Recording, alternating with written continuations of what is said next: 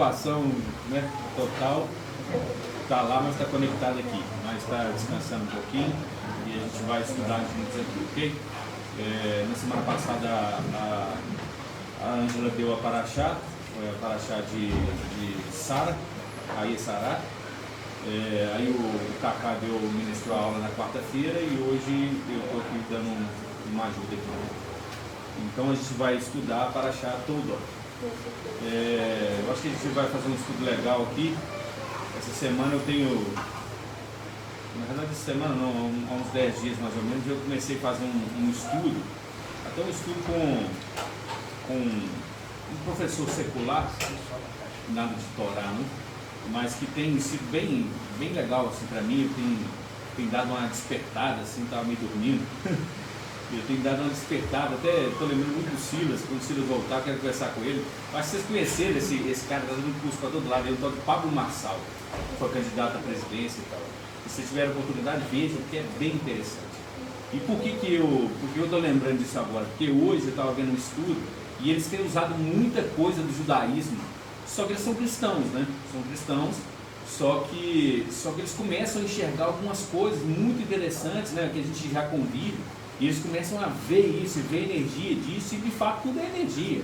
Por mais que a gente não tenha o conhecimento, você consegue se conectar a uma energia, ainda que você não a conheça, né? Por exemplo, você consegue se conectar, você está conectado à energia de Shabbat, ainda que você não conheça o Shabbat. Você pode achar que ela não existe, mas ela está ali, você está passando por ela. Tanto é que a pessoa que, sei lá, que faz magia negra, ela faz também na sexta-noite de Shabbat, e ela conhece a energia de Shabbat. Naquela realidade existe esse conhecimento, né? E a pessoa que não faz nenhuma coisa nem outra, que não conhece nada, também está conectada àquela energia, por mais que ela não a use, né? Ela está passando por ela, está conectada àquela energia.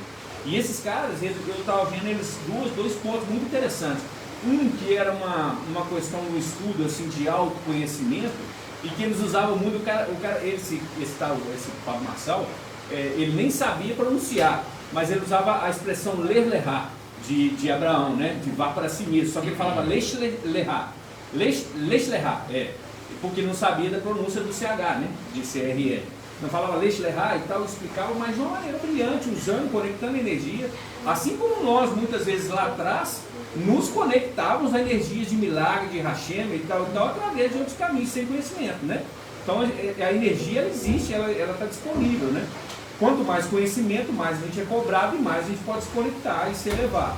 Mas me impressionou essa conexão que eles estão fazendo com o Ler Lerá, e outra que hoje eles estão fazendo lá, um curso aí, vai ser 40 dias, mas hoje eles estão fazendo um jejum de 24 horas, conectando ao Yom Kippur nosso, olha pra você ver, para conectar a fonte e tal. E tem uma coisa que vai para o lado da ciência, uma coisa que vai trazendo nada de sobrenatural, uma coisa secular, né? Um estudo, como se fosse um coaching, né? Mas assim, é interessante como as pessoas que trabalham com energia, com isso e tal, começam a também identificar energias que a gente conhece, que estão na Torá desde sempre, né? Então é interessante. Então nós vamos estudar Toldot.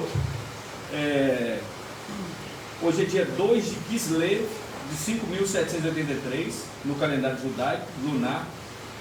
E hoje é o dia 26 de novembro de 2022. A Paraxá Toldot, ela é Gênesis 25:19 a 28:9. Aqui tem um toque total da Soraya. E quando eu acabei o estudo, eu mandei uma mensagem para ela e falei: Soraya, me ajuda com a gematria da Paraxá Toldot. Então aqui é contribuição da Soraya Purim. Então, Toldot, que significa gerações de uma família, a gematria seria 400, mais 6, mais 30, mais 4, mais 6, mais 400, que resulta em 846.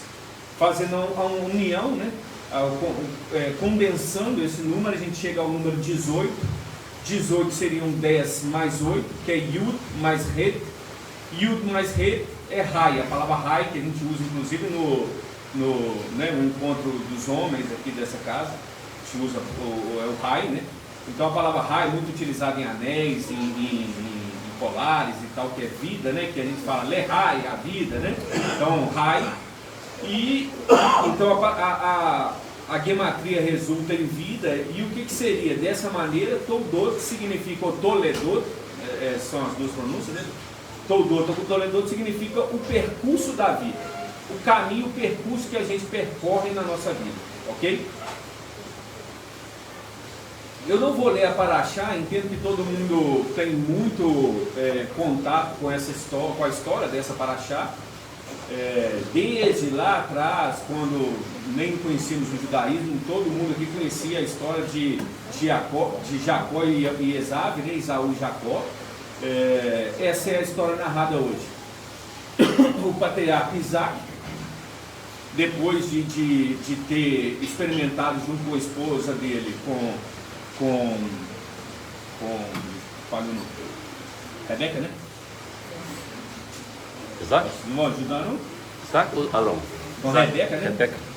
E então, depois de experimentar ali mais ou menos ali 18 anos de infertilidade, que ela também, todas as matriarcas tiveram todas grandes almas para vir a esse mundo. A Kabbalah fala, os sábios falam, que todas as almas muito elevadas demandam de muita oração e de muito desejo, um desejo muito ardente, um clamor muito forte, continuado, para que essas almas decidam descer ao mundo, né? Então, por isso que a gente tem Sara sendo estéril durante um período muito grande, até de Isaac. A gente tem Rebeca sendo estéril para vir Jacó e Esaú. Depois a gente tem Rahel, que também demora para ter filhos. A gente tem Anak de Samuel. A gente tem quase sempre mulheres estéreis durante um monte de anos, que clamam junto com seus maridos por uma alma, por um filho. E aí quando vem esse filho, aquelas almas que são muito elevadas, que não querem passar por esse mundo e decidem, tá bom, depois de tanto clamor eu vou. Então, de fato, isso talvez eu fale aqui com um tom de brincadeira algumas coisas, mas é a visão cabalística da coisa, né? Moshe, todas essas almas são muito clamadas para virem a essa terra, são almas que vêm para equilibrar. Obrigado. A gente tem uma pequena alma dessa aqui, ó, Yosef, no cantinho lá, ó. Yosef foi bem clamado, bastante clamado. Quantos anos, ó? 13 anos. 13 anos. Aí depois vamos contar o que esses meninos vão fazer nessa terra. Claro que vai fazer algo diferente, né? Então, o que acontece? Essa é a história da Parashá. Não vou entrar na história porque eu quero ir além um pouco. Eu quero contextualizar. Eu gosto, quando eu faço os estudos, eu gosto de contextualizar com a nossa vida, trazer para a atualidade, né, para aquilo que a gente pode viver, para aquilo que a gente pode aplicar, e não só ficar na Parashá, né, na leitura ao pé da letra, literal e tal. Até porque a Carla também implantou em KBL, a Carla acho que está com as crianças, né? Ela implantou em KBL uma visão muito boa, que tem pouco tempo, mas que é brilhante, que são a leitura, né, das Parashot, né? Ela faz a leitura das Aliá, o Alex faz, a Ângela faz, algumas pessoas fazem mais, né? Mas a gente a gente só hoje em dia só não acompanha a Parashá quem não quer, quem de fato não quer apertar o play e escutar 3 minutos por dia, né? Então é brilhante, então todo mundo acredita que está aqui em sintonia com a história. Então vamos lá. O que nós vamos falar aqui? Eu já tinha escrito, a Parashá estava pronta, eu ia até sair com a Isabela, aí eu pedi para a Soraya fazer a gematria da palavra Toldot. E a Soraya fez a gematria, e a gematria que ela fez e o nome que ela deu, de fato é o título que eu precisava para a Parashá, o percurso da vida. É isso que fala a Parashá. O que ela fala? Ela fala a história literal de Esaú e de Jacó, na realidade, é uma analogia da nossa própria vida. A nossa vida, o nosso eu, de quando somos pequenininhos até morrermos na terra, é a briga do nosso próprio Esaú com o nosso próprio Jacó. Na realidade, a nossa vida é a briga, a briga, quando eu falo, não é a briga, é a luta. É a luta, é o confronto entre o nosso lado bom e o nosso lado ruim.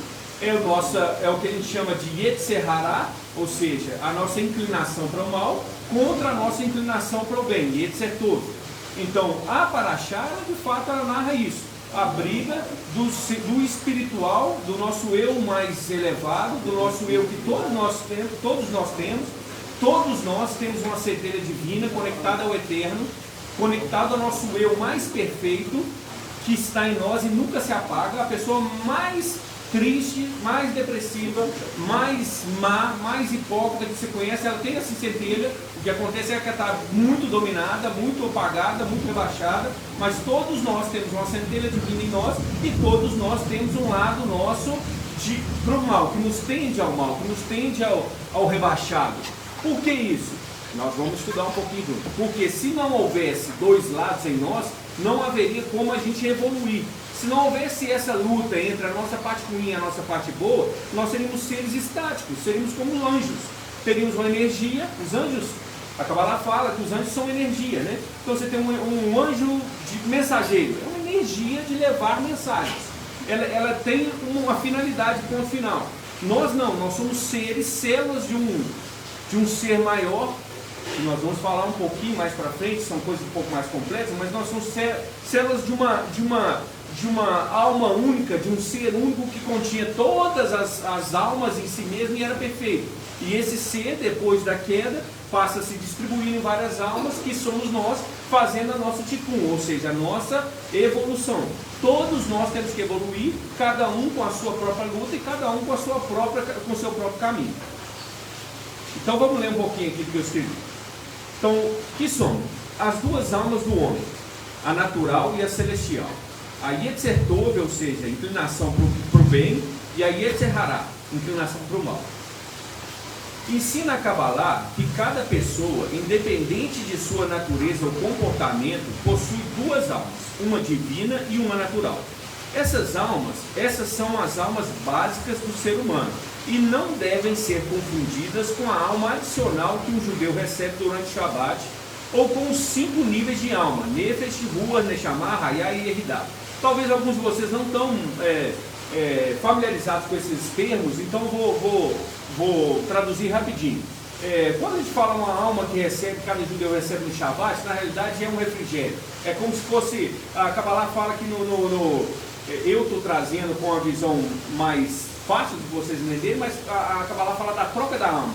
Mas na realidade é como se fosse um refrigério, uma alma abastecida, uma energia acrescentada que viria direto do mundo superior, que viria de Biná, do mundo de Biná, e nos alimentaria no Shabbat.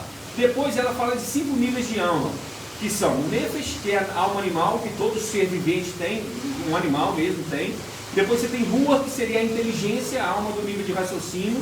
Aí depois você teria Neshama, que seria a alma do justo, já elevada. Neshama seria o mundo de Yosef, de José do Egito, entendeu? No nível de justo que foi elevado.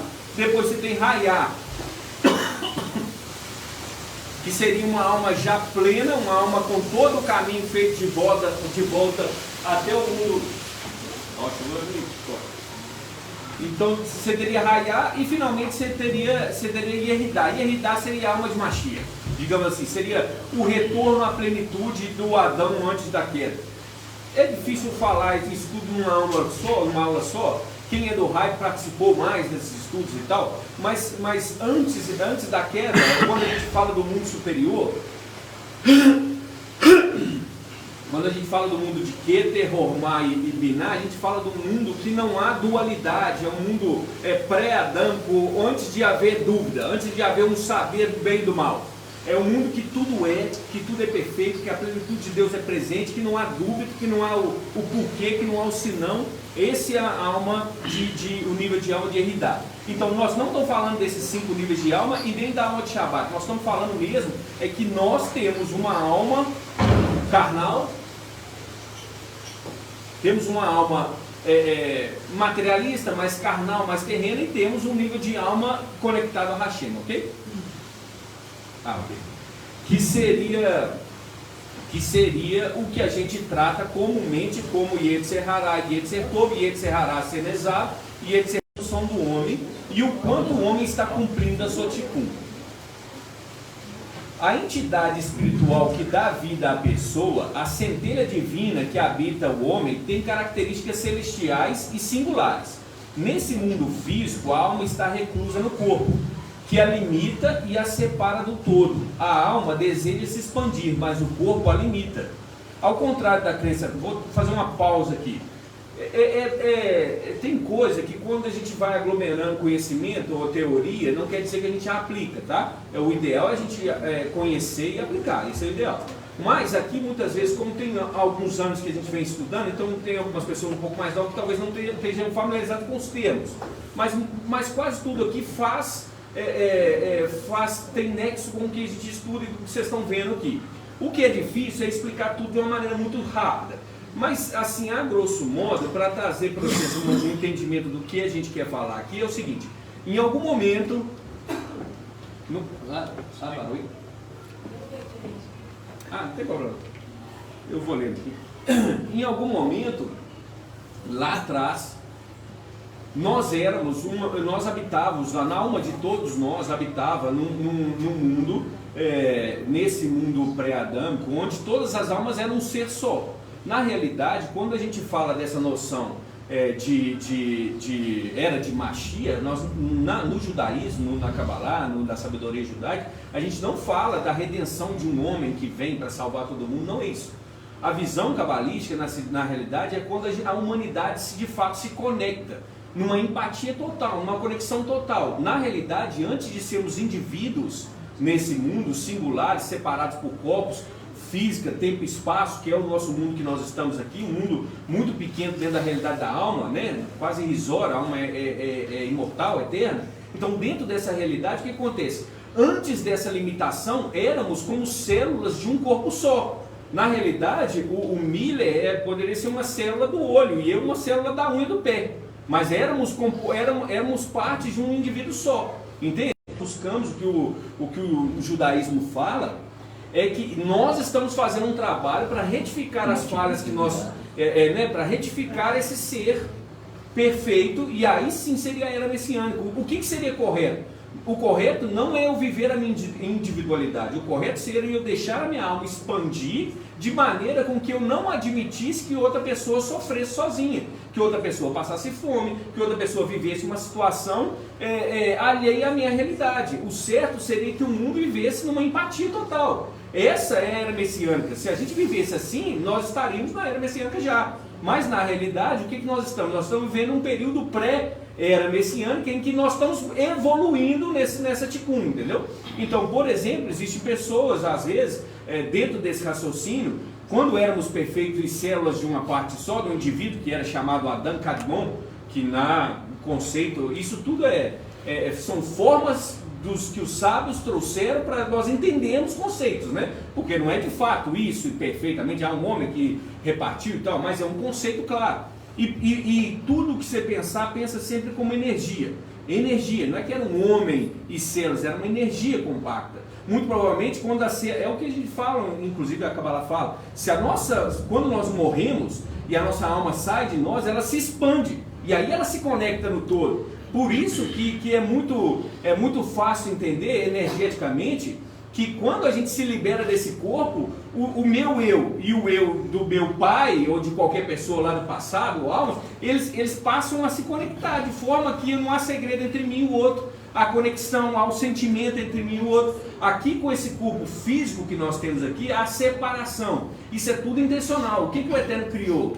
Eu estou indo tão longe do estudo, mas o que o Eterno criou? Ele criou esse mundo com duas características que Einstein destrinchou para nós e que fica muito fácil da gente entender. Ele criou esse mundo para tikkun das almas.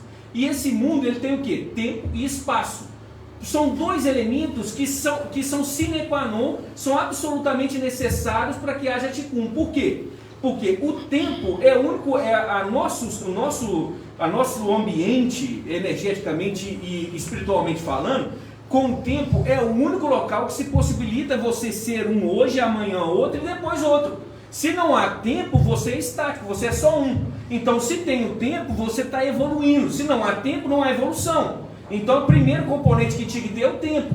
E o outro componente é o espaço, porque se não houvesse corpo para limitar a sua alma, nossa alma estaria conectada ainda uma à outra. E a Ticum seria muito mais fácil, porque se eu conheço a dor do Pedro na sua essência, eu não tenho coragem de deixar ele sofrer. Eu conheço a dor dele em cada ponto, eu conheço a história dele. Agora, quando a gente se limita, quando o Eterno limita a nossa alma no corpo, o que acontece? Por mais que eu queira ver o mundo pelos olhos da Malu e julgar o mundo pelos olhos da Malu, eu não vou conseguir, porque o meu pai é diferente do dela, eu nasci em dia diferente, minha casa foi diferente, eu tomei iogurte diferente, quem me falaram palavras diferentes, você está entendendo? Eu fui educado de maneira diferente, eu estudei em colégio diferente, eu tive tristeza diferente, eu tive alegria diferente, então não tem condição nunca de eu ser de fato, acessar de fato a Malu. Então se há o espaço, eu consigo fazer minha Ticum individual, e se há o tempo, eu consigo fazer a progressão da Ticum, entendeu? Então esse mundo ele foi criado para isso, para que as partículas dessa célula antiga, dessa célula perfeita que hoje está em evolução, ela esteja nós todos evoluindo individualmente, para depois voltar e cada um se recolocar. Então nós vamos seguir aqui, porque eu fui longe, mas é bom de vez em quando eles dão algumas pitadas. Volta. Então vamos lá. Ao contrário da crença popular, o ser humano não é constituído por uma alma única, sagrada e um corpo profano. Não é. Na realidade, o corpo é uma máquina. Ponto final. O que nos conduz é a alma. E aí sim, uma alma, uma alma que é com as nossas características, que deseja para si um ego, a gente pode trocar assim, uma alma espiritual e o nosso ego. É como se fossem esses dois seres nos direcionam. Não é o nosso corpo. Nosso corpo sem esses seres não há direcionamento nenhum. Então vamos lá. Segundo a Kabbalah, o organismo humano é como um campo de batalha. E é a guerra entre a alma divina e a natural o que define se o indivíduo irá viver ou não como um ser humano digno, se vai conseguir caminhar e progredir dentro da sua Ticum. A vida, em essência, é uma luta sem fim, não entre a alma e o corpo, mas entre a alma divina e a natural, também chamada alma animal, né? que é a Yetzer Hara. Então, uma luta incessante entre nossa Yetzer Tov e nossa Yetzer Hara, ou seja, entre o nosso Yaakov e o nosso Esav. Essa luta ela é constante e ela é necessária. Não adianta a gente achar, eu coloquei aqui uma historinha judaica. Os judeus usam muito, sabe? Os judeus usam muito histórias, pode chamar de parábolas. Usam muito histórias, muitas delas verdadeiras, mas muitas criadas para aludir situações, né? E vocês vão ver aqui o seguinte: aquilo que lá atrás a gente achava que sempre era o mal, é o diabo, muitas vezes é a única maneira, muitas vezes não, é a única maneira de você evoluir. Se você só tivesse características boas e só a sua alma boa, você não tinha que estar aqui nem que evoluir. A única maneira de você evoluir é você enfrentando situações ruins. A pessoa não cresce sem problemas. Hoje em dia o mercado ele tem uma coisa diferente do passado. No passado se buscava, por exemplo, quando você vai abrir uma empresa, e aí você ia buscar lá, todo mundo que vai investir um bom dinheiro, um dinheiro grande, vai fazer um negócio de mais volume, o que ele busca? Ele busca pessoas que possam complementar a sabedoria que ele não tem. Então ele ia para o mercado atrás de pessoas lá com grandes currículos, né? Ir atrás de CEOs, ir atrás de executivos e tal. Isso era o padrão do mercado até alguns anos. Hoje em dia, sabe o que o mercado busca? Quando a pessoa vai atrás de alguém, vou abrir uma construtora mega, que faz isso, faz aquilo, faz aquilo outro, beleza. Quem que eu vou buscar? Eu posso até buscar alguns executivos desse mercado, mas eu busco alguém que já se deu mal nesse mercado.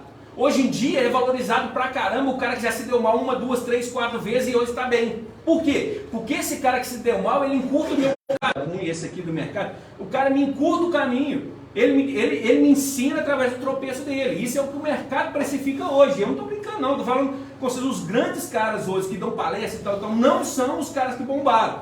Eles bombaram, mas principalmente os que se deram mal em algum momento, porque eles conhecem a parte ruim do caminho, entendeu? Então isso, o que acontece? Por que eu estou te falando isso? Porque Yetzer Hara, ela faz isso com a gente, só que ela faz individualmente. Se a gente não tem o tropeço, você não tem como se levar. O tropeço é o degrau. Então vamos em frente.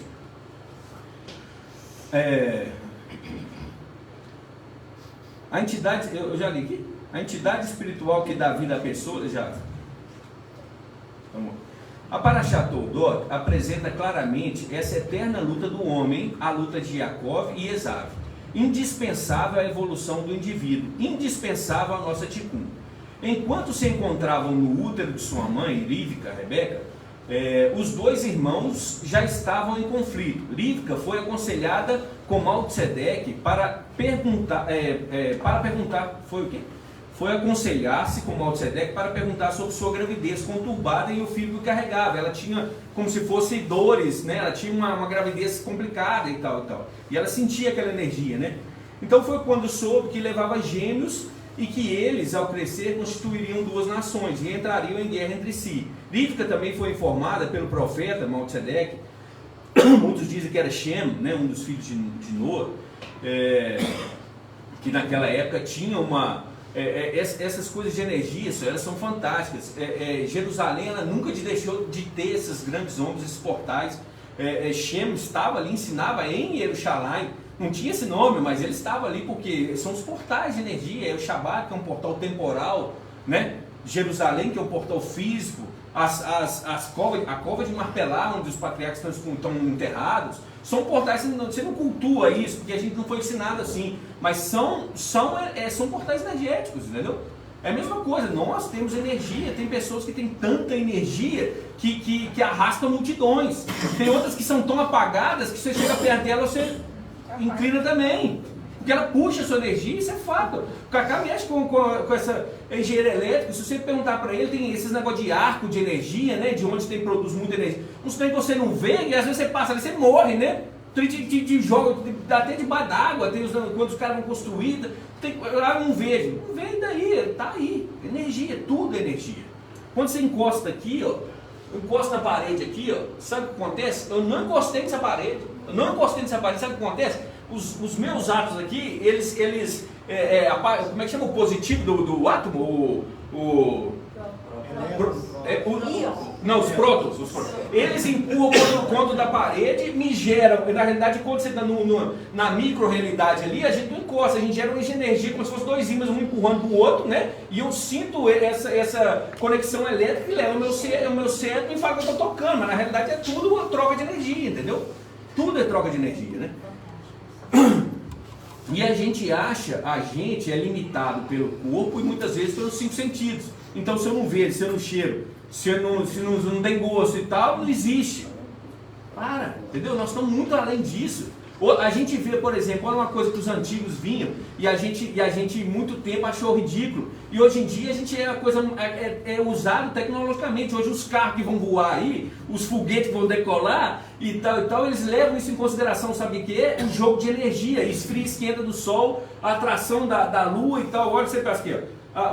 A terra vira para cá, aí para cá, enquanto ela está aqui, o sol esquenta as águas e tal, evapora e tal. Quando ela vira para cá, a lua puxa a água, esfria e tal. Isso é todo um jogo de energia. Aí o cara fala, vou cortar o cabelo. Vamos voltar. Vou cortar o cabelo no dia da lua cheia. Tem a ver, vou plantar na época, tem a ver. Só que a gente achava que não, é coisa de gente boa dos antigos, não é? Não, assim, eu saio do caminho, mas tem coisa que se eu não sair, algumas pessoas não vão entender, entendeu? Então eu fico tentando dar umas pinceladas. Então, para achar... Então a gente volta aqui, ó. O Beatinho saiu. Foi quando soube que leva... Rivka também foi informada pelo... Não, isso aqui já acabei. Rivka foi informada pelo profeta que ambas as nações não iriam prevalecer simultaneamente. Então, quando uma estivesse no ápice, a outra conheceria o declínio. Aqui a gente pode tratar isso no sentido literal. Esav foi o pai das nações romanas. Os romanos dominaram a terra há muito tempo. Aí quando eles caíram, aí foi quando os hebreus puderam ter mais pujança e tal. Mas de qualquer jeito, a gente tem que tratar isso. A Torá, ela tem seu nível literal, mas ela tem o seu sod, a realidade muito mais profunda, que é onde a gente tem que entrar. Não que não seja importante a narração da história, né? Mas é muito importante. Então o que está falando aqui é o seguinte: se você alimenta a sua Yetzer Hará e ela de alguma maneira está imperando, sobrepujando, ou você alimenta a Yetzer Tov e ela está sobrepujando. Não tem como as duas estarem bem. Não tem como se alimentar as duas. De manhã eu faço isso e de noite. Não tem como. Aí você vai estragar a sua energia, o seu corpo, a sua mente, né? Então, ou um está sobrepujando, ou o outro está sobrepujando. Ou você está fazendo um trabalho de evolução, ou você chutou o balde. Não tem como você estar nas duas energias ao mesmo tempo, entendeu? Então, a elucidação cabalística para essa famosa passagem da Torá é que os dois gêmeos simbolizam as duas almas que coabitam dentro do ser humano, a divina e a natural. Elas estão constantemente em luta, pois não podem, de fato, ser simultaneamente vitoriosas. Por um lado, a alma divina, sendo parte de Deus infinito, deseja cumprir a vontade de Hashem, dedicando-se ao eterno e a outros seres humanos.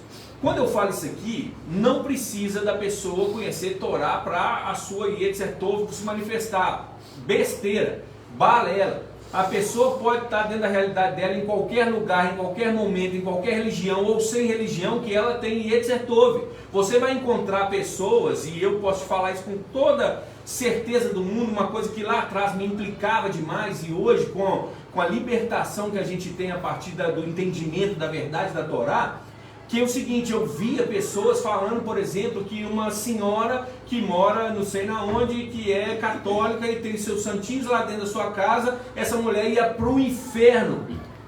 Cara, que absurdo! Que absurdo! Isso é uma coisa que me angustiava tanto, e que hoje a gente consegue entender o seguinte: na realidade dela, sabe o que a Yetzer Tov dela faz? Quando alguém passa na porta dela com fome, ela dá angu para ele, porque é o que ela tem, ela divide com ele. Ela ajuda o cachorrinho na porta dela, ela ajuda todo mundo que passa na porta dela, ela sempre tem um café para alguém. Ela não pode não ter dinheiro, a roupa rasgada, ela ajuda o povo, ela ora para os outros, ela benze os outros, sem entendimento dela de benzer. Você está entendendo? Isso é Yetzer Tov dela. Ela podia fechar a porta: eu só tenho angu, vou comer só eu. Mas você vai passar com fome, ela abre a porta. Essa mulher tem méritos muito mais do que muitos de nós. Você está entendendo? Então a Yetzer Tov e Yetzer Hará não tem a ver com religião, alma celestial não tem a ver com religião. Quando a gente tem um entendimento, aí é diferente. Hoje, se a gente praticar algum tipo de idolatria, é uma coisa racional. Racional, é inaceitável para nós. Mas para quem não tem o entendimento, a leitura e a justiça é divina, é perfeita. Você está entendendo? Então muitas vezes a gente achava, aconteceu comigo, Isabela, a avó da Isabela. Nunca vi, não tem condição de falar tanto que mulher é boa. Só que era católica e tinha um santos lá.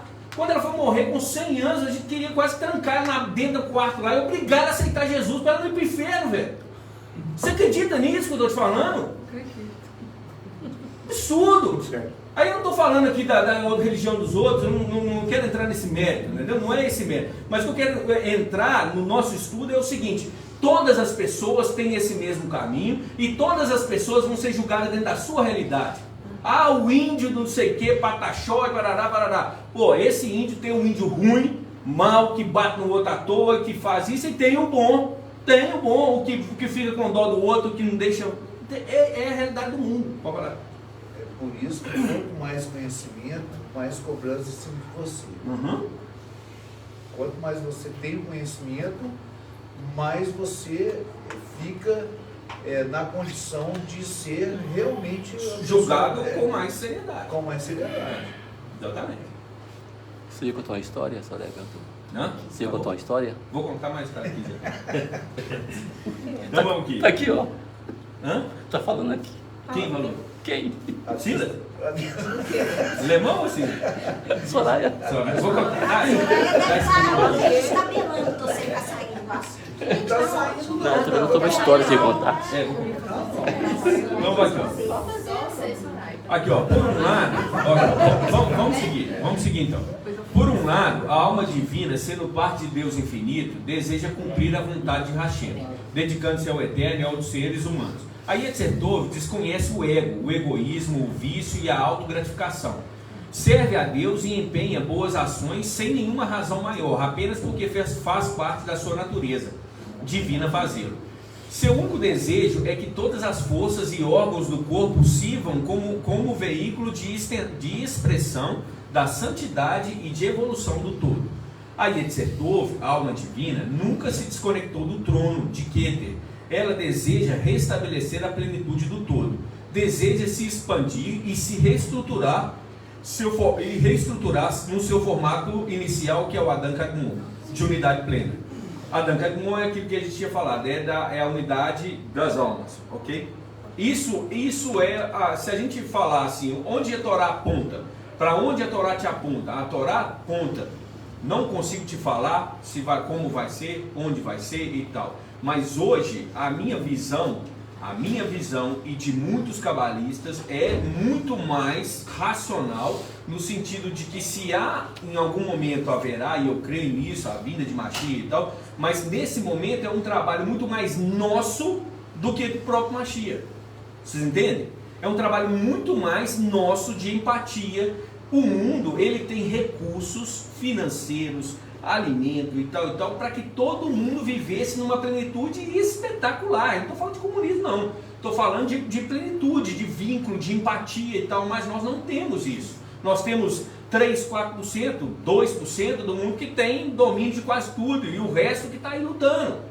Então, e tem algumas pessoas que têm menos acesso ainda. Não estou pregando nada de economia, de política, nada disso. O que eu estou falando é o seguinte: estaria nas nossas mãos trazer Mashiach, entendeu? Está nas nossas mãos, entendeu? Trazer Mashiach. A alma divina em nós quer isso. A alma divina em você, eu te garanto, por mais que você esteja bravo, por mais que você esteja num dia ruim, por mais que você esteja sem dinheiro, por mais que você esteja com conta, por mais... Se você passa no sinal e vê uma pessoa extremamente mal ali, chorando, desesperada, com o menino do lado e tal, você não consegue passar e falar, não sentir algo. Se você não sentir algo é porque sua alma, sua Yetzer-Tov está muito calada, reduzida. Porque o normal de qualquer pessoa é ter empatia. Olhar e falar, meu Deus, por mais que você não ajude, você fecha o vidro, por mais que você faça isso, você fala, meu Deus, misericórdia, né? É a sua alma, é sua Yetzer-Tov. A Yetzer-Tov é a alma divina, nunca se desconectou do trono do Eterno e tal. Então, por outro lado, a alma oponente da divina, ou seja, a alma animal, natural, a Yetzer-Hará, é essencialmente egocêntrica. Ela pode ser chamada de ego. A Yetzer-Hará, ela pode ser chamada de ego. É o seu eu que quer para você. É o seu eu mais primário. Sabe o menino quando ele tem 1 ano de idade e tudo é dele, tudo é para ele, ninguém pode pegar? Aquilo ali é a sua essência. É a essência do seu eu, caráter, ego e Yetzer-Hará, entendeu? Você fala, menino, você tem que compartilhar. Não, é meu, não, chora. Aquilo, por mais que aquilo é a Yetzer-Hará. Por outro lado, a alma oponente divina, natural Yetzer-Hará, é essencialmente egocêntrica. Preocupa-se apenas com um aspecto, a autogratificação. Se estiver indomada, fará tudo a seu alcance para conquistar o que pretende, para se autossatisfazer.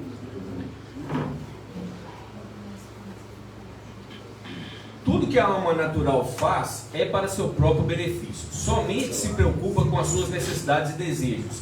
Seu objetivo é obter prazer, admiração, honrarias e engrandecimento. Evidentemente, a alma natural e a divina desejam o oposto, e ambas querem ter comando sobre todo o ser. Ou seja, você lembra a historinha que alguém já te contou, que você já ouviu falar, que você tem lá dentro de você 2 leões, e o que se alimenta mais vai acabar comendo o outro? Fala isso. Bem, tá bem? Tá bem mesmo? Não, eu acabei de chegar do hospital, mas tá bem? Então, essa historinha é factual. Tipo assim, por mais que você vá alimentando o seu lado mais egocêntrico e tal, quanto mais se alimenta ele, mais ele fica vivo. Então, assim, é normal você ver uma pessoa que tende para maldade ou para alguma coisa. Quando ela, de fato, chuta o balde, ela chega a níveis que ela praticamente não consegue ter empatia. Isso que eu falei, né? De ver alguém muito mal e não conseguir ficar condescendente com aquilo, entendeu? Então, uma é a profecia da Parashá todo outro. Ou um vai reinar sobre o outro. Entendeu? Então, cabe a nós fazer essa briga racional. Todos nós sabemos que nós temos isso. Todos nós sabemos nossos defeitos. Um dos estudos que eu tenho feito aí, esses últimos tempos aí, é de autoconhecimento. Porque nós conhecemos nossas falhas, nós conhecemos os nossos lados bons.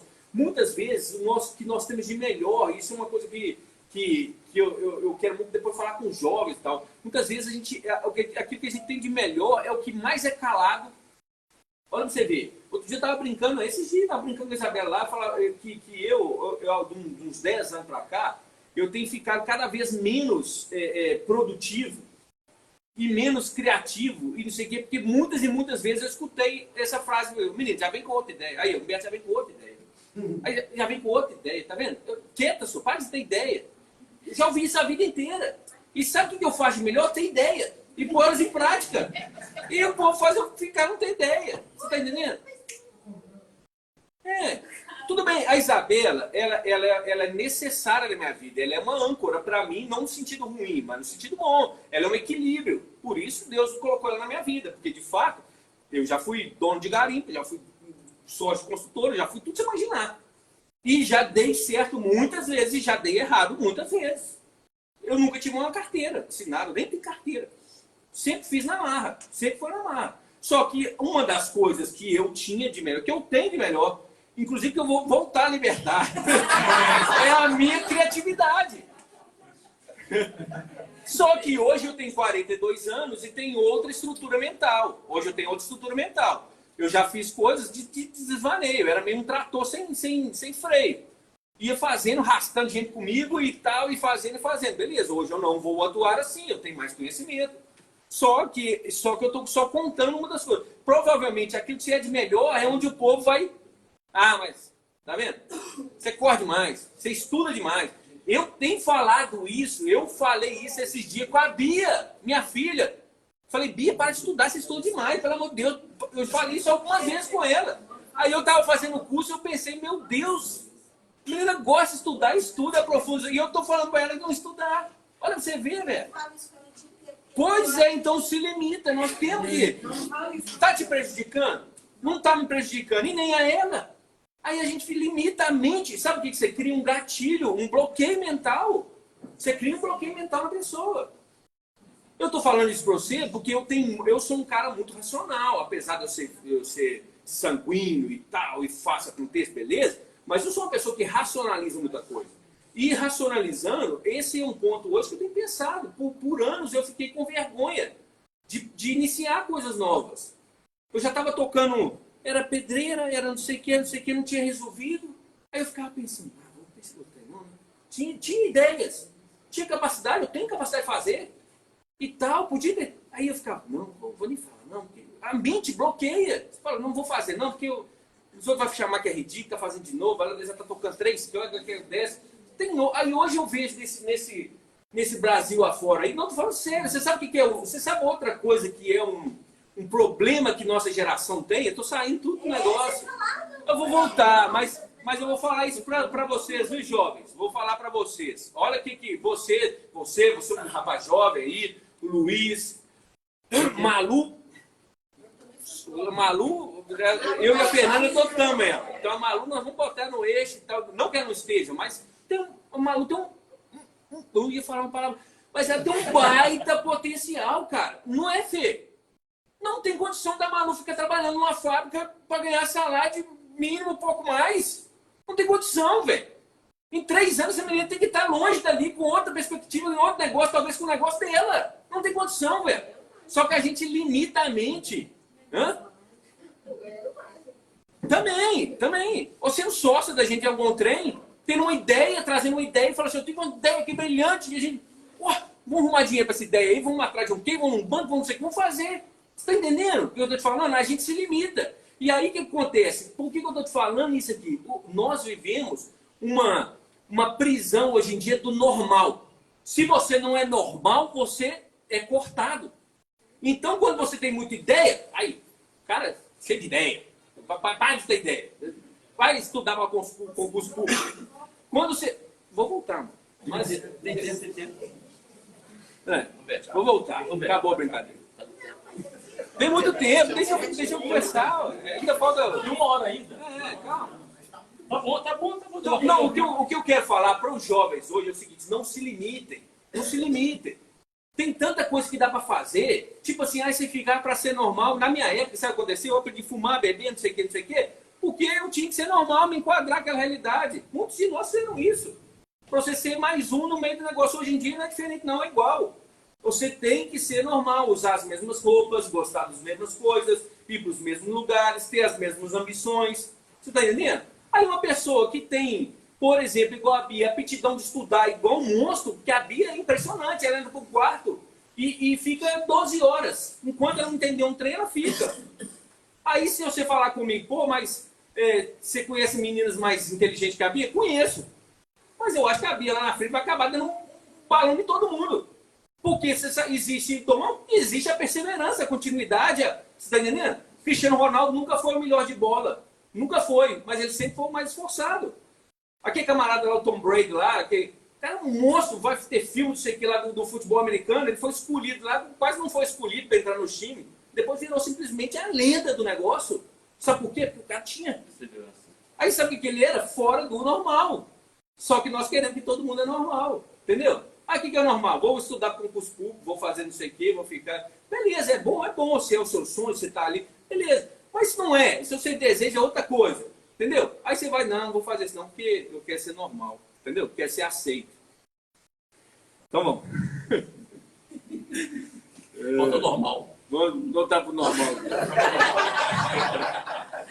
Tudo que a alma natural faz é para o seu próprio benefício, já ali, né? Então, constantemente em guerra, esperando prevalecer uma sobre a outra. Então. Depois, todo ser humano contém essas duas almas separadas e não...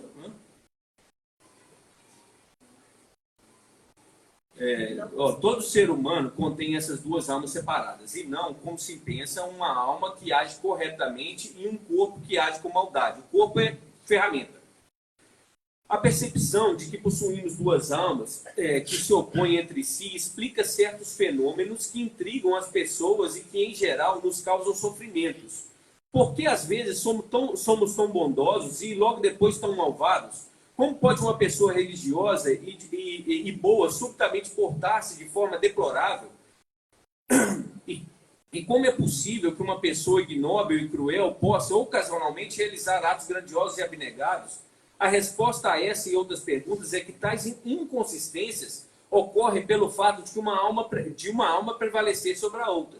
Certamente o mundo está repleto de hipócritas, dominados por sua Yetzer Hará. Mas a maioria dos homens de bem que cometem erros não são hipócritas, nem esquizofrênicos.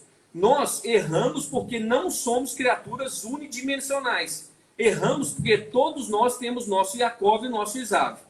Está escrito em Pirkei Avot, a ética dos pais, que um homem não pode estar completamente seguro de si até o dia de sua morte. A razão disso é que mesmo um homem genuinamente justo está sempre sob a influência do Esav que habita dentro dele, e que pode sim influenciar a sua conduta. Em algum momento da sua vida, ele até pode vir a acreditar que está sendo guiado apenas pela sua alma divina. Mas então, quando menos espera, sua alma natural, que estava adormecida, entre aspas, pode subitamente despertar e subjugá-lo. Por esse motivo, nunca devemos estar muito seguros de nós mesmos, nem nos expor a testes autoimpostos. Isso aqui é muito importante. Porque o que acontece? A gente muitas vezes vê em outras realidades, em outras religiões e tal, o cara sendo liberto do álcool, por exemplo, do vício do álcool. O cara tem um vício forte e tal, e é liberto daquilo ali. Aí vai estou liberto, vou lá, vou cheirar a pinga. Cada um tem a sua visão e tal. Pode ser até um ato de força que ajuda a gravar mentalmente aquilo ali. Mas, na realidade, os sábios te falam o seguinte: se você tem uma tendência a roubar, não se coloque numa situação que lhe permita roubar. Se você tem dificuldade com adultério, não vá no prostíbulo. Não vá numa casa de baile. Está entendendo?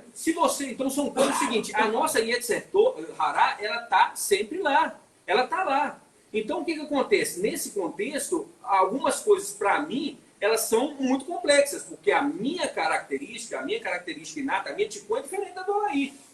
Muito provavelmente, coisas que, para mim, me são muito difíceis de dominar, para o Alaí não são nada. Por exemplo, as coisas que são muito difíceis para mim dominar, muito provavelmente para a Soraya não seria nada. Você está entendendo? Porque somos indivíduos diferentes, singulares, por isso o Eterno criou o tempo e espaço, vocês lembram? Para a gente fazer a ticô individualizada, e por isso a nossa ticô é individual. Cada um de nós temos que fazer esse autoconhecimento, esse processo de autoconhecimento intencional, racional, para a gente ver aonde estamos ruins e o que nós temos de positivo. E trabalhar em benefício daquilo que nós temos de positivo. Eu, por exemplo, tenho uma facilidade muito grande de ajudar os outros. Não estou falando assim, me gabando, não, porque tem um monte de falha, um monte de falha. Mas como eu sei que esse é um problema que não me amole nada, é uma coisa muito simples de eu fazer, então o que eu tenho feito nos últimos tempos e nos últimos anos, eu falo muitos anos para cá, e muitas vezes eu nem consegui ajudar ninguém também, não falando só financeiramente não, tá? Fala ajuda, normal. É muito difícil alguém virar para mim e falar assim, Humberto, estou precisando de uma ajuda, é quase que uma palavra, eu preciso de uma ajuda. É muito difícil de eu falar, não vou ajudar. É capaz de eu não conseguir falar. É capaz de eu conseguir falar para você assim, ó, talvez do jeito que você consiga, eu não consigo não, mas onde você está, eu posso ir aí. Vamos resolver. Estou com um problema aqui, com um cara me impressionando. Vou te ajudar. Então, é uma área que eu entendi que para mim é fácil. Essa área é fácil. Então, como é fácil para mim, o que eu faço? Eu alimento essa área, porque eu sei que o Eterno vai ter misericórdia de mim e outra que eu falo. E aí eu estou tentando puxar a área que eu falo e deixar de falhar também, entendeu? E é a mesma coisa em cada um. A Fernanda tem características que me completam muito. A Fernanda é mais certa, mais correta, mais cuidadosa. Eu sou muito avacalhado. Aí a gente meio que se completa e ela tem disso, aí o que cabe a nós? Não é falar, não, a Fernanda é rígida. Não, nós temos que falar assim, ainda bem que a Fernanda é rígida. E a Fernanda tem que raciocinar naquilo que ela é boa e falar assim, eu vou continuar sendo boa, porque nisso eu ajudo. Se ela não for, a gente trabalha junto. Se ela não me ajudar nesse sentido, muito provavelmente ia estar tudo descambado. Entendeu? Em outros projetos que a gente tem, que eu já tenho pensado, em todos eu penso. Eu falei, até que a Fernanda trabalha comigo, eu falei agora. Você piscou aí. Não, mas eu falei agora. Então, eu hoje em dia eu tenho, vamos supor, quando a gente pensa nesse sentido, às vezes a gente fala, por exemplo, o Léo também trabalha comigo. Aí o Léo, ele tem características diferentes também. O Léo é mais introspectivo, mais quieto e tal, mas o Léo é extremamente zeloso. Coisa que eu também não sou.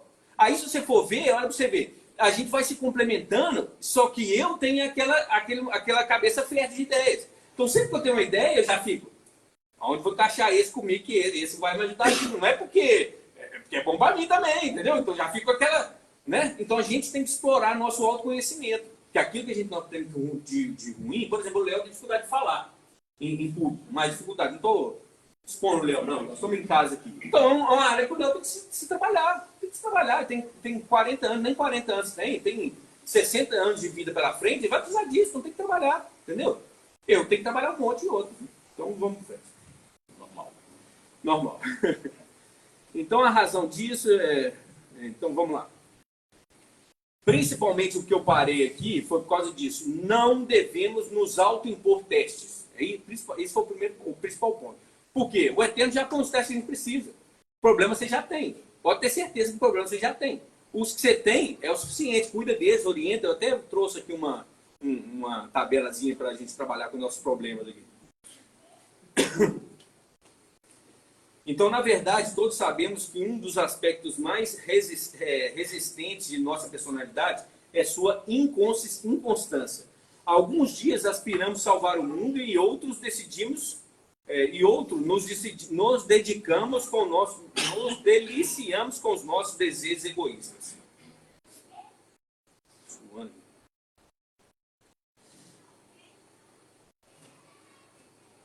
Contudo, a luta entre as duas almas não significa que a alma natural seja algum tipo de maldição que somos forçados a levar dentro de nós.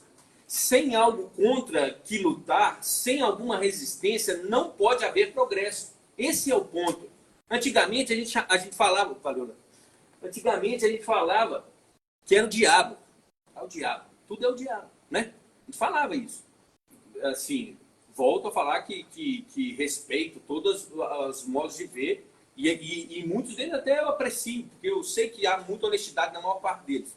Mas nós falando da nossa realidade, muitas vezes a gente culpava de fora, né? A salvação está fora e o diabo vem de fora. Aí pode até estar no meu corpo, né? Entre aspas, mas não sou eu o diabo. E na realidade, o que acontece? São situações do nosso eu que nós temos que aprender a dominar. Não adianta a gente criar externar isso, a gente precisa trabalhar com isso, né? E quando a gente trabalha, encarei o problema, trabalhei com ele, ele passa a ser um degrau, e aí a gente chega, aí a gente sobe com ele, e aí a gente chega ao raciocínio que a gente tanto fala de que tudo é para o nosso bem. Gansu Letová, que a gente fala, que Soraya sempre fala, que o livro do Shalom Arush, né, brilhantemente narra e tal, quem não leu, leia. Shalom Arush é transformador. Em todos os seus livros, aqui tem alguns, é o Breslev, que é um, não sei se vocês conhecem, mas é um movimento judaico antiquíssimo aí, da região da Ucrânia e tal, que a gente aprendeu demais com eles, eu, o Cacá, o Léo. Para mim foi uma transformação, né, Zé? Para mim foi uma transformação, pro Silas, eu acredito que também uma transformação, então vale a pena. E esse raciocínio de Gansu Letová, que tudo é pro bem, é literalmente isso que nós estamos falando. Vou falar. Fala do livro, então. Ah, porque tem vários, né? Tem o Portas da Gratidão, o Jardim de Emuná. O Jardim de Emuná é o primeiro, que ele tem 2 livros, um feminino e um masculino. Porque ele trata da paz conjugal. A paz no lar. Esse é o foco dele. Então ele tem 2 livros. Por quê que tem 2? O homem não deve ler o da mulher, e eu nunca li, e a mulher não deve ler o do homem. Por quê? Porque lá ele revela cobranças que o homem deve fazer a si mesmo, e que a mulher deve fazer a si mesma. Então, se você lê o outro, muitas vezes você tende a cobrar o outro, entendeu? Então, e você não deve fazer, entendeu? Porque na realidade, o que ele fala? O Shalom Arush fala nesse livro o seguinte, que toda mudança, e aí é mais uma coisa que casa totalmente com o que nós estamos falando aqui, que não há mudança externa de você. Você não consegue mudar nada fora de você, você só consegue mudar você. Os rabinos falam isso, né? Tem uma historinha bem rápida, né? Que eles falam o seguinte, tinha um rabino muito estudioso e tal, que estudou 24 anos no Yeshiva e voltou para sua casa e falou que ia mudar o mundo. E aí ele passou alguns meses tentando mudar o mundo e ele viu que não conseguia e falou, vou mudar Israel. Aí ele trabalha mais um pouco e tenta de verdade e não consegue e fala, vou mudar minha cidade só, né? Vou mudar só, esqueci o nome, né? Sefek, eu acho que era a cidade. Aí vou mudar Sefek. E aí ele trabalha mais um tempo e depois de algum tempo ele vira e fala assim, não, na realidade eu vou me mudar. E se eu me mudar, talvez eu consiga mudar o meu entorno e tal. E é a única coisa que a gente consegue. E quando você muda, é o que Shalom Arush fala, você muda o outro automaticamente. O marido que é iracundo, que briga, que xinga, não sei o que, ele para de xingar e tal, o que ele recebe? Carinho, atenção. Ué, o cara mudou, né? Ou aquele que não dava presente, que não cuida, que não sei o que, começa a dar um presente, começa a dar uma atenção. Pô. Aí o que acontece? Quando você muda, muda. Naturalmente, no caso da casa é isso. Ah, eu sempre brigo, eu sempre reclamo. Uma das coisas que ele fala para os homens, não vou ficar revelando muito não para as mulheres, uma das coisas que ele fala é para não reclamar. Não reclamar é difícil, mas para não reclamar. Eu tenho que ler de novo o livro. Inclusive, eu já falei São 2. E as mulheres que forem ler, eu livro de trás para frente. Melhor. É sério. Não, depois esse livro, ele fez esse par de livros, o Arush tem outro até melhor que no meu, vou falar melhor, mas que eu acho que é mais difícil ainda, que é o Portas da Gratidão, é ser grato por tudo, é o Gansu Letová. O que é o Gansu Letová? Tudo é pro bem. Mas você tem que entender que tem coisa que é ruim mesmo. Ah, meu pai morreu, isso é pro bem. Cara, equaliza as coisas. Não estou falando que tudo é bom, que gostoso, é delicioso e é para rir. Não é isso. O que nós estamos falando é que tudo existe um propósito. Ah, perdi o emprego, é bom pra caramba? Não, não é bom não, mas Gansu Letová, levanta a cabeça, respira, pensa no que você tem no seu entorno, pensa na família, raciocina, vê se tem alguma coisa que você queria empreender e tal e tal. E aí, de repente, passa o tempo, você está lá empreendendo com uma empresa, ganhando muito mais, ou se, em outro emprego e tal, e a vida andou, e aí você consegue olhar e falar, foi tudo bem. Né? Normalmente, no imediato momento, seja em qualquer coisa. No imediato momento, você olha e fala, não, que desastre, e tal, fica triste, né? E grita, e chora, e tal, e tal. E às vezes, quando você vê no composto, foi tudo bem. Então, nesse contexto, existem coisas ruins, mas tudo é, de alguma maneira, proveitoso para a sua caminhada. Basicamente é isso. Vou falar. Humberto, também quando você consegue se mudar, o mundo ao seu redor muda. Todo você mundo. vê as pessoas diferentes. Não é que só muda, que você vê as pessoas diferentes. Então, Também. muda para você. É. Muda para você. É. Porque as pessoas que estão do mesmo jeito, mas para você elas mudaram. Não, mas tende a mudar mesmo. No caso da mulher ou do ambiente de trabalho. Por exemplo, você é um cara muito duro e briga e no trabalho lá, você é muito. Aí você muda você e começa a tratar as pessoas de forma mais amável e tal. Qual é a tendência? Que a pessoa também passa a se tratar de maneira mais amável. Te vê diferente. Ela te vê diferente e muda aquele entorno, muda a energia. Olha pra você ver, tudo é energia. Na casa, o que o Shalom Arush fala? Ele fala o seguinte, nesses livros. Ele fala que a coisa mais importante que existe para o ser humano é a paz dentro do seu lar. Judaísmo fora do lar, ele não existe. Ele é consequência de dentro do que você pratica no seu lar. Kabbalah Shabbat não existe fora de casa, ele é em casa. Você pode vir aqui fazer uma liturgia na casa do companheiro, fazer uma liturgia, mas o único lugar que ele é necessário é na sua casa. Tratar a mulher do outro bem não adianta nada, você tem que tratar a sua. Cuidar do filho do outro não adianta nada, você tem que cuidar do seu. Você pode ajudar o outro, mas você tem que cuidar do seu. A sua casa tem que ser um ambiente que te agrada, que tenha paz, que seja gostoso. Você está entendendo? Isso é uma coisa que o Arush fala que é brilhante. Por mais que você esteja brigando na rua, com problema, não sei o quê, se você chegar em casa e tiver uma casa com paz, a sua energia, tu clica e muda na mesma hora. No outro dia você sai revigorado para resolver o problema. O problema está aí, eu brinco com a Bia, com a Mari, a gente brinca e fala assim, para que existe problema? Aí a gente fala, eu pergunto para ela, ela responde, para resolver. E quem resolve o problema? Quem resolve o seu problema? Eu. Quem resolve o seu problema? Eu. E aí eu completo falando, e medo, para que existe? Para enfrentar. Então são coisas que existem, estão aí. Só que a gente precisa criar um ambiente, uma energia que nos nutra. E essa energia é a nossa casa. Está entendendo? Sabe o que o Arush fala no extremo? Nós não falando do Arush aqui, mas... Tá bom. O outro que eu ia falar aqui para baixo, que eu vou cortar. Então, nós estamos falando do Arush, mas são coisas que agregam. Tudo que eu falando aqui, eu acredito que agrega para a gente. Senão não estava falando. Então, olha para você ver o que o Arush fala. Que a gente, maridos, homens, nós somos responsáveis pela manutenção financeira e pela manutenção, cuidado com o nosso lar. Não quer dizer que a mulher não possa trabalhar e não possa ganhar 10 vezes mais que o homem. Se a mulher ganha 10 vezes mais que o homem, glória, né? Baruch Hashem, que haja abundância no lar e vão para cima. Só que a mulher precisa ter em mente o seguinte, se ela bugou, se ela entristeceu, se deu pau, se quebrou o pé, se ela entrou em depressão, Deus nos livre, ou qualquer coisa que acontecer, ela tem que ter confiança no fundo do coração que ela tem um homem que vai resolver. Vai resolver, seja catando latinha, seja trabalhando para os outros, seja montando uma empresa, seja tocando garimpo, ele vai resolver. A mulher tem que ter essa consciência. Esse é o nosso papel de homem. O nosso lar tem que ser um local que está seguro.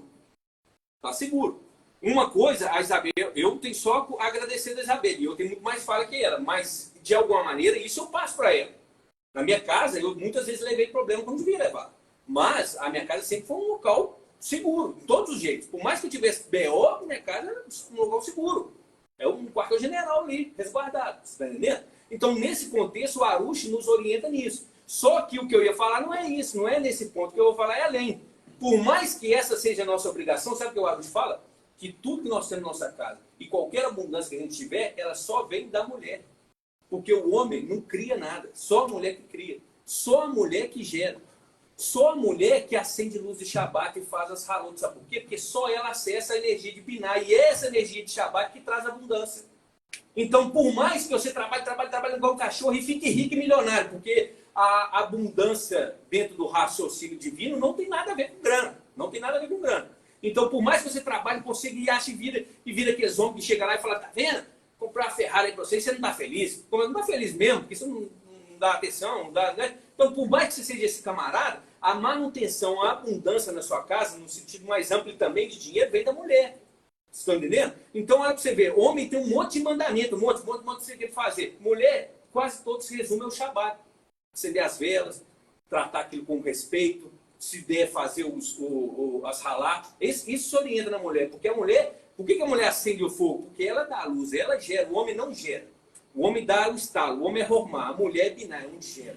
Estão entendendo? Então olha como é que é completo, tem uma coisa que se completa. É quase como se fosse assim, guardado as devidas proporções, né? É quase que se fosse assim, uma abelha rainha que está ali e ele tem toda aquela, tudo vem dela. A geleia real, aquele esquema, tudo vem dela. Só que você tem que operar, você tem que ir lá e cuidar do resto, entendeu?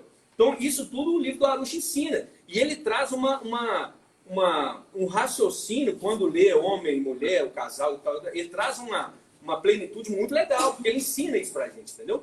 E aí, é isso. Vamos pra frente. Ah, agora chegou a história. Só que eu nem vou ler a história, vou contar.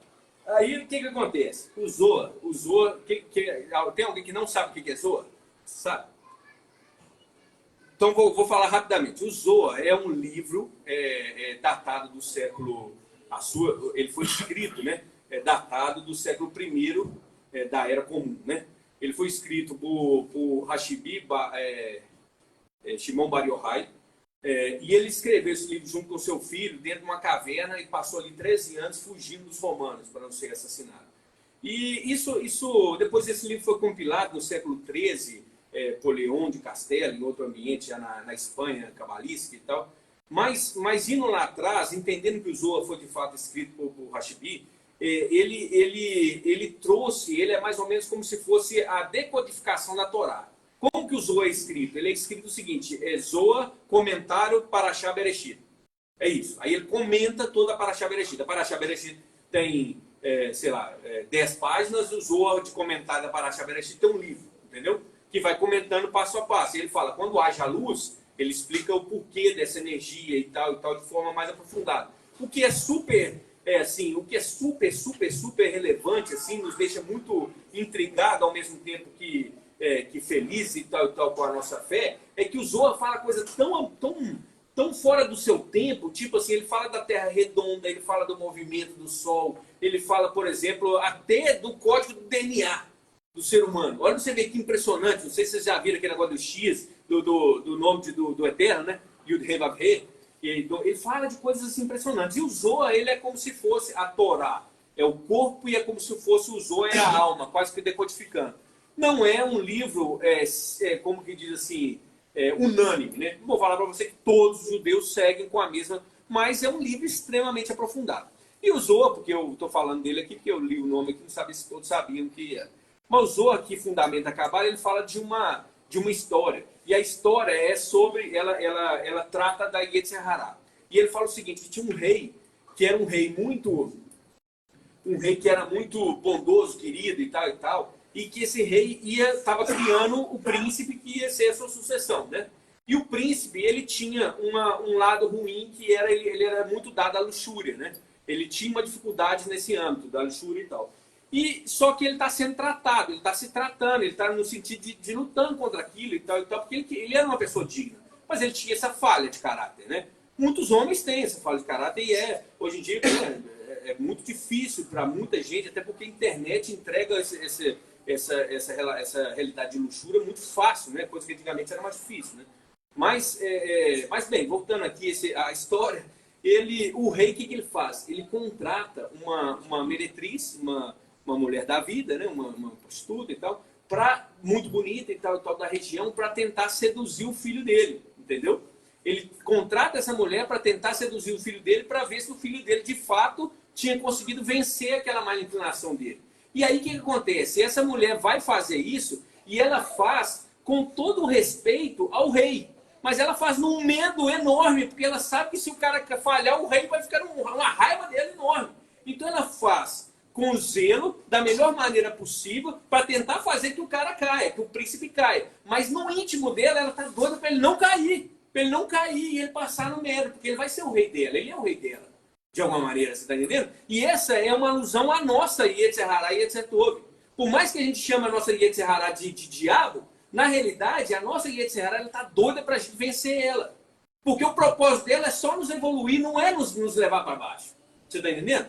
Então, tipo assim, quando a gente racionalizar isso, a gente tem que começar a criar chaves mentais, falando até do jeito dos caras lá que eu estou vendo, chave mental. Mas é interessante, assim, a gente tem que aprender com tudo. A Isabela tem uma baita birra de coaching e tal. Só porque tem alguns que não são tão bons. Mas eu acho que tem super mérito. E eu tenho aprendido porque é o seguinte, tem coisas que são muito simples da gente, eles chamam de ressignificar. E tem algumas coisas que dá pra gente fazer de uma maneira até simples. O Silas, depois eu vou conversar com o Silas disso, pra gente ver se a gente traz isso aqui pro raio e tal. Porque tem coisas simples, por exemplo, tem gente que tem muito problema com pornografia, por exemplo. É um mal que, por mais que a gente ache besteira, é um mal que destrói muita gente, principalmente homens. Hoje, pra você ter uma ideia, do tráfego, olha pra você ver, tráfego de internet no mundo, de cada 10 cliques, 4.3 são para pornografia. 4.3 em 10 no mundo. Imagina você ver o tanto que é potente isso na mente do ser humano e do homem e tal, principalmente o homem, né? Mas mulher também e tal. E esses caras ensinam alguns desbloqueios mesmo, de você pensar de algumas formas de você mentalizar e falar, pô, que tem bobo, entendeu? Que na realidade estou falando de uma coisa que vai além também do estudo, mas na realidade, essas situações, elas têm são quase como uma auto-hipnose. Na verdade, não é uma coisa que está acontecendo e tal, então você está vendo e aí o seu olho gera, então tem uma... Quando você mecaniza e racionaliza aquilo, é muito mais fácil de você deixar de... E você cria uma decodificação, entendeu? É quase como se fosse assim... Eu vou falar mesmo com o Silas disso aí pra gente falar. Mas é como se fosse assim, às vezes a pessoa está acostumada sempre a ir para casa daqui para a floresta passando pelo túnel. Ela só faz esse caminho. Ela só aprendeu esse caminho, para ela é fácil, para ela é tranquilo e é onde ela tem prazer, porque é o caminho mais natural dela. E aí existe a possibilidade de você falar com ela, não, você não precisa. Dá para você virar aqui, descer a Silviano Brandão e subir ali por dentro. E se você mostrar para ela isso, ela vai começar, pô, mas eu gosto daqui. É fácil, né? É prazeroso para mim e tal, e tal. Mas se você começar a mostrar para o cérebro que esse caminho aqui por baixo também tem sua parte de prazer, ele vai te deixar, por exemplo, muitas pessoas que fazem, não estou falando de pornografia, mas de qualquer coisa, só que usa cocaína. Às vezes ela fica ali 6, 7 meses lutando contra aquilo. E aí quando ela cai, cara, não existe depressão pior do que o cara cair depois que ele passou muito tempo conseguir vencer. Não existe pior. É igual o cara que está na igreja lá, e tá lá e não tá pecando, tá lá, tá santificando aquele negócio todo e jejuando aquele negócio todo, então ele vai e cai. Ele se acha a pessoa pior do mundo, o lixo pior. Muitos caras largam tudo por causa disso. Larga tudo por causa disso. Muitas famílias são destruídas por causa disso. O cara acha que não tem mais jeito e tal e tal. E aí, esse contexto é o seguinte, é ressignificar. É o cara fala assim, ó, passando para Silviano Brandão, você passa aqui por baixo, tem uma sorveteria ali, não sei o que, de vez em quando você pode até parar ali e tal. Pô, tem um negócio interessante, então você convence. Aí você cria uma conexão, entendeu? Conexão mesmo, mecânico, mental, entendeu? Então é uma coisa interessante. E aí, o que nós estávamos falando aqui, a historinha é essa aqui do rei. Então a Yetserhará, eu não vou contar esse negócio de baixo aqui, porque aqui eu vou entrar muito nesse âmbito de coaching, eu não vou querer. Não fala. A Lulu está perguntando para mim se o príncipe caiu na queda dele, mas a historinha não é para ele cair ou não cair, é para mostrar que a Yetserhará era a meretriz que não queria que ele caísse. Na realidade, ela é tão bonita, ela é convincente e ela tem que ser convincente, porque senão o rei vai brigar com ela. O propósito dele é aquilo, né? Só que ao mesmo tempo, lá no íntimo, ela fica, meu Deus, se ele cair, o rei vai ficar bravo demais comigo, eu quero que não caia, ele quer que ele seja... E ele não cai. Não cai. Virou o rei e todo mundo viveu feliz para si. Ela estava expondo o talento dela profissional, porque ela era profissional. Ela foi contratada ela para tinha isso. que fazer da melhor maneira possível para agradar o rei. Isso. Mas o fulano não queria que Não queria. A Yetserhará é isso. Por mais que você goste de xingar todo mundo, de brigar, de falar, pô, o cara pisou no meu... Não, muita gente fala isso, né? Eu nunca falei isso, nunca fui muito assim. Eu sempre fui brigão de apelar fácil. Mas tem gente que fala assim, não, eu sou bonzinho, mas se pisar no meu calcanhar, né? Se pisar no meu calo e tal, não sei o quê. Ridículo, desnecessário, umas besteiras, né? E aí, tipo assim, o cara vai pisar no seu calo. Aí a Yetserhará, sabe o que ela faz? O Eterno faz? Que alguém pisa. Até pisar um maior que eu sei, você tomar uma coça, fala, pô, agora e aí? Entendeu? Aí Deus vai criando situação. É o Eterno testando, né? O Eterno vai te dando situação pra você um dia falar assim, pô, o cara pisou no meu calo, mas o certo mesmo eu falo, velho, deixa eu falar. Entendeu? Vamos trocar uma ideia aqui, vamos ficar de boa e tal. No dia que você conseguir isso, 1, 2, 3 vezes, e se você fizer racionalmente, você decodifica o cérebro. Você cria novas conexões elétricas mesmo, o seu cérebro começa a reconhecer. Existe prazer fora disso, às vezes até maior, entendeu? E existe mesmo, o cara que dá conta de fazer isso, o cara que quebra tudo e tal. E, né, isso é muito comum, só. O cara, eu era assim lá atrás. Roberto, o cérebro Não. Dá para resetar? O cérebro dá para resetar, o cérebro dá para recodificar, o cérebro dá para você... São coisas que eu estou aprendendo agora. O Silas domina isso. O Silas tem que ensinar para a gente isso. Mas dá um delete? O cérebro consegue, você racionalmente, recodificar, literalmente. Eu sei ir atrás, inclusive de momentos, você pensar... Eu fiz outro dia aí uma como é que chama? Hipnoterapia. Eu fiz uma hipnoterapia, uma coisa bem simples, você não fica hipnotizado nem nada, mas é uma coisa que te induz a pensar coisas, entendeu? E aí para você tentar criar, às vezes tem coisa na sua vida que te marcou, você nem sabe, uma besteira danada, te marca a vida inteira, cria um bloqueio. Um pai que fala, você não vai dar nada, você é muito chato, você não sei o quê, uma filha, não, uma filha não, mas você entende? Palavras que às vezes marcam você uma vida inteira, a pessoa não dá certo porque ela escutou aquilo da avó. A avó falava, não, todo mundo é bonzinho, mas esse menino é muito chato, esse menino não sei o quê, esse menino é muito burro. Entendeu? Ninguém é melhor que ninguém, isso todo mundo, o Eterno criou indivíduos completos. Então se você trabalhar um certo ponto, é aquilo que nós estávamos falando, por mais que exista uma pessoa brilhante, superdotada, se existe outra que estuda 12 horas por dia, em algum momento ela vai ultrapassar. Lógico que vai, porque você não aprende tudo por osmose, não. Entendeu? Você é inteligente pra caramba, mas ninguém te ensinou a pilotar avião. Vai lá e pilota. Pode ser o cara mais inteligente do mundo, não pilota. Agora o outro que ficou lá, não, eu gastei 1 ano, mas hoje eu sou piloto de avião. Esse se esforçou, é assim, entendeu? Tudo a gente consegue. Quando a gente vê essa situação, aí você olha pra trás assim, como que era vacilão? Demais. Não é como que era, como eu caí nisso aí? Mas tipo assim, quando você consegue fazer isso, é bom também. Porque você fala assim, eu dei um passo à frente na Ticum, entendeu? Então aqui, parado, né? Um dia acreditamos que tudo era o diabo, que é o que nós falamos. Hoje sabemos que tudo é um degrau para a nossa elevação. Não há crescimento sem luta. Não há aprendizado sem problema. Problemas são uma bênção. Escute isso aqui. Problemas são uma bênção. Ah, problema é bom, gostoso? Não é. Não é. Não é isso que eu estou falando. Mas problemas são uma bênção. Se você não tem problema nenhum, muito provavelmente você não vai lugar nenhum. Você lembra que eu falei com vocês que hoje os profissionais estão sendo muito bem remunerados para dar consultoria e tal, ou palestra, o que for, assim, de orientação, porque os caras tentaram uma vez, tentaram duas, tentaram três, tentaram 4, na quinta deu certo. Algumas pessoas dão certo na primeira, a situação como foi de Deus e tal e tal. Mas, em geral, o que hoje é valorizado é encurtar caminho. Como você consegue encurtar caminho? Aprendendo com quem fez. Não adianta você falar assim, pô, eu quero ir para o Rio de Janeiro. Beleza. Aí o que você vai fazer? Ah, vou olhar aqui no Waze como é que faz. Beleza, vai no Waze aí. E agora? Agora vai. Ah, não vou não, já sei como é que é. Vai, filho. Tem curva, tem hora na estrada. Vai. Na hora que você chegar lá, você fala como é que você foi. Entendeu? No meio do caminho furou o pneu, tive que parar. Aí tinha uma estrada, tinha uma árvore. Aconteceu isso comigo com a Cacá uma vez. Tinha não sei o que, nós tivemos que dar a volta, vai para outra estrada. A realidade é diferente da teoria, entendeu? Então é isso que essas pessoas são procuradas hoje, porque na hora que você põe o pé lá dentro, uma coisa você fala, existe como é que chama esse garimpo lá na Home Health, sei lá qual é o canal, History Channel, aí o cara vai lá nos Estados Unidos lá com as máquinas lá para tirar uns ouro, né? E tal. Vê aquilo na televisão lá, agora não leva você num garimpo que eu tocava ali, você vai ver como é que é diferente. Diferente, moço. Diferente. Completamente diferente. Não acredita o quanto. Roberto, Silas está pedindo para te avisar que você Tá é o Silas, não, você é um palestrante motivacional.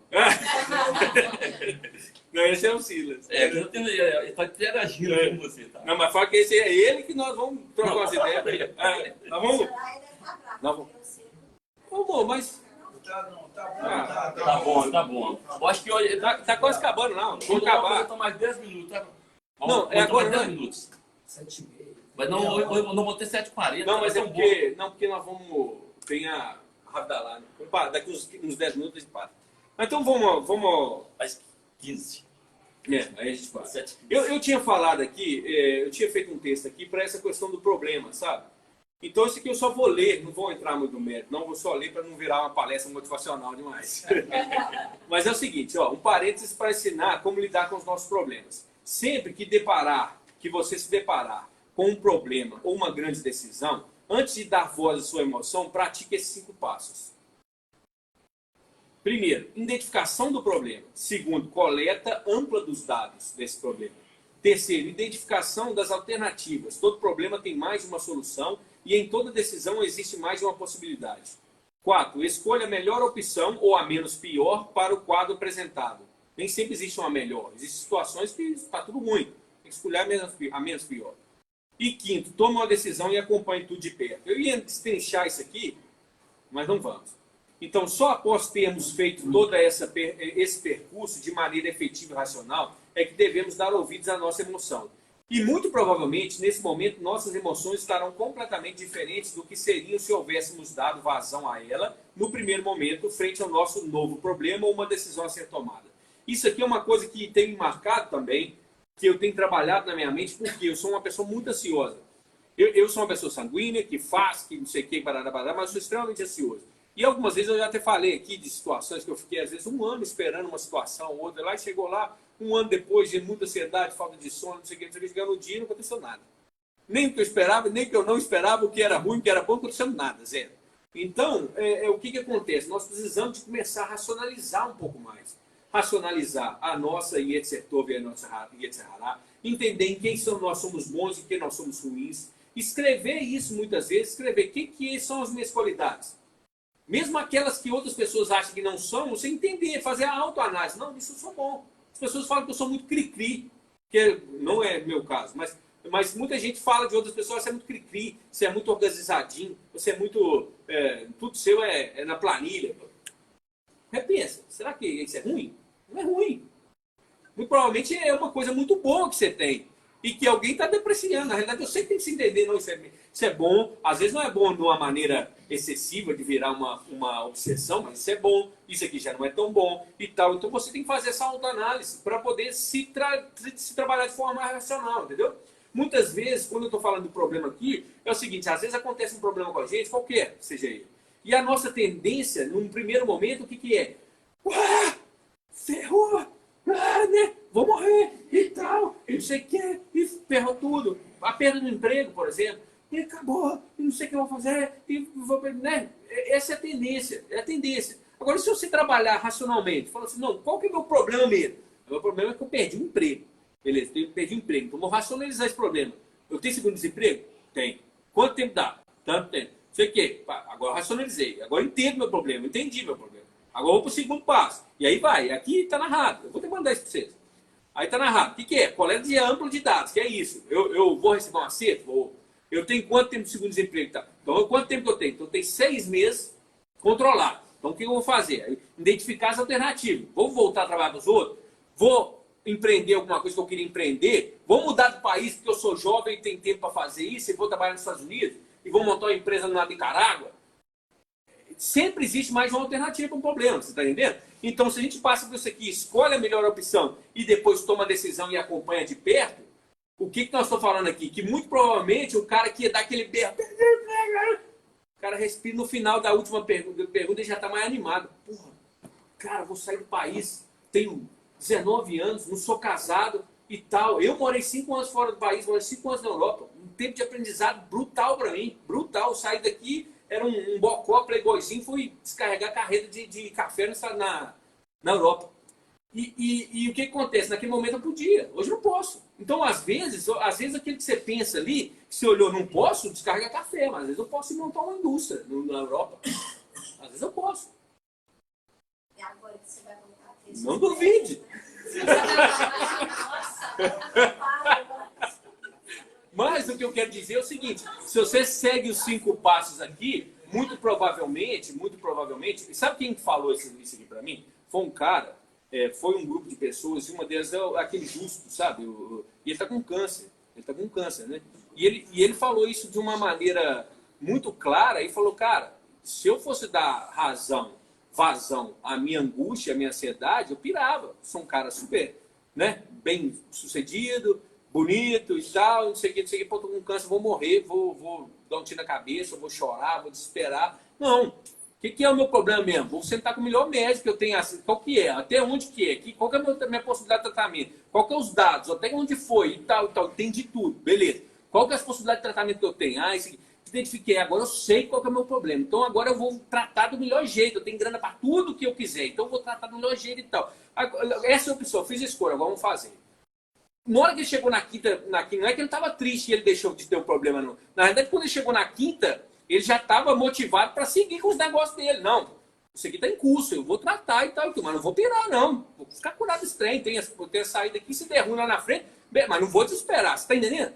É a mesma coisa, pedir um emprego, e por aí vai, e vários outros problemas, entendeu? Então isso é interessante. Falei isso por causa da tendência de trás. Aí aqui eu ia falar sobre a energia, a temporalidade das almas e dos feitos. Aí eu vou ler isso aqui só. Então. E subiu dali a Bercheba, E apareceu-lhe o Eterno naquela noite e disse: Eu sou o Deus de Abraão, teu pai. Não temas que eu estou contigo, e eu te abençoarei, e farei multiplicar a tua semente por causa de Abraão, meu servo. Gênesis 26, 23 a 24. O que é isso aqui? Essa passagem é linda. Na realidade, ela é quase uma réplica do que o Eterno falou para Abraão, né? Não temas, eu estou contigo, né? E tal. E o que o Eterno está falando? O que o Eterno fala? Que uma coisa uma revelação muito interessante. Na realidade, o único nível que existe tempo e espaço é o nosso. Não existe o morto Abraão. Existe Abraão e todos os seus feitos. Não existe o morto Moshe. Não existe. Moshe está vivo, a alma de Moshe está viva e todos os seus feitos, a Torá. Não existe, você está entendendo? Não existe o seu pai morto. Na realidade, existe a energia do seu pai e tudo que ele plantou aqui, para o bem e para o mal. Você está entendendo? A alma é atemporal, nossos feitos são atemporais. A única coisa que é temporal é a nossa leve e rápida passagem por aqui. Se a gente tivesse entendimento disso, a gente ia levar a vida muito mais, de uma forma muito mais tranquila e a gente ia levar muito mais a sério. Vou contar duas, lembrei aqui de duas, lembrei de uma, mas lembrei de outra para nós acabar. Nem vou mais ler o resto. Lembrei de duas parábolas aqui, de duas historinhas que são muito interessantes para contar isso, para me contar, para a gente concluir. Se a gente tivesse esse entendimento, Moshe Rabbeinu, Abraão Avino, todos esses homens, eles são todos os que passaram na terra, por mais que seja um filho de natimorto.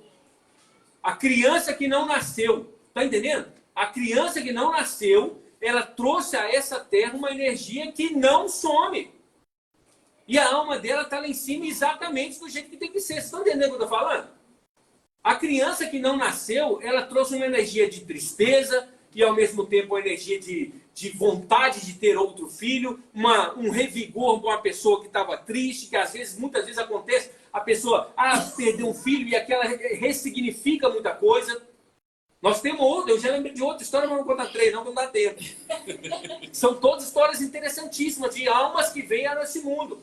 Essa eu vou contar, a última que eu lembrei que eu vou contar. O que acontece? Existia uma cidade, lá na região da Ucrânia também, e essa cidade, o que aconteceu? Tinha um casal que era muito, muito, muito bondoso. Esse casal era fenomenal, era tipo o Silas e a Soraya. E eles eram incríveis e tal, e faziam um trabalho maravilhoso e tal, então eram mais jovens. E eles tiveram um filho. E o filho dele aconteceu, nessa cidade, ela estava uma cidade muito fria e tal, então, mas esse casal, fria no sentido espiritual, os judeus lá estavam muito dispersos e tal e tal. E o que aconteceu? Esse casal tinha um filho, e eu estou contando do meu jeito, tá? Porque já tem bastante tempo que eu li e tal. Mas esse casal tinha um filho, e esse filho acabou que, numa determinada situação, esse filho foi acometido de um abuso sexual e violentado e morto.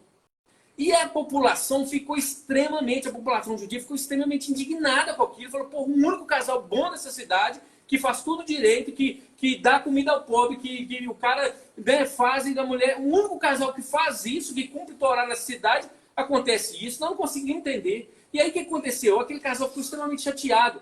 E toda a população começou a ficar muito tocada com isso. E começaram a orar e começaram a clamar pelaquele casal e tal e tal. E o pessoal foi se acendendo. E de repente havia de novo uma comunidade judaica ali edificada. Por causa daquela dor daquele casal que foi muito intensa e machucou todo mundo. E aí depois, a historinha judaica, mais pra frente, ela fala que depois, quando o marido morre e tal, e a mãe tem um sonho, e aí ela se encontra com o marido, e o marido dela conta pra ela que o filho era uma alma muito elevada, que aceitou vir a esse mundo e passar por aquilo para edificar toda aquela cidade. Olha pra você ver. Aí você fala, isso é Ganzu Letová? Você dá conta de falar como pai, nós somos, que isso é Ganzu Letová? Não dá conta de falar. Mas aquela cidade edificou toda uma cidade. E, se eu não me lembro, essa história é tida como verdadeira, não é uma historinha, não. E tem a ver com Breslev, lá da Ucrânia e tal. Essa história está no Jardim de Emuná. Jardim de Emuná. E olha para você ver, é na região da Ucrânia que está tendo a guerra agora. A Ucrânia é a região da cidade de Breslev. Breslev, em seguida, fica Coração. E é a região da região mais abençoada do mundo em termos de judaísmo. De lá veio o Baal Shem Tov, de lá veio Nahman de Breslev, de lá veio todo esse caminho do Breslev que hoje tem à frente o Shalom Arush. Entendeu? Imagina, olha para você ver como é que é foda. Outra historinha que eu vou contar para vocês, porque agora mais 5 minutos acaba. Mas essa historinha... Sabe por que essas historinhas são boas? Algumas são histórias com H e outras historinhas com E, tá? Com E. Mas por que elas são boas? Porque elas nos ajudam a guardar algumas coisas. Elas ajudam a fixar. Elas são gatilhos que a gente pode usar no momento que a gente precisa. Então, uma outra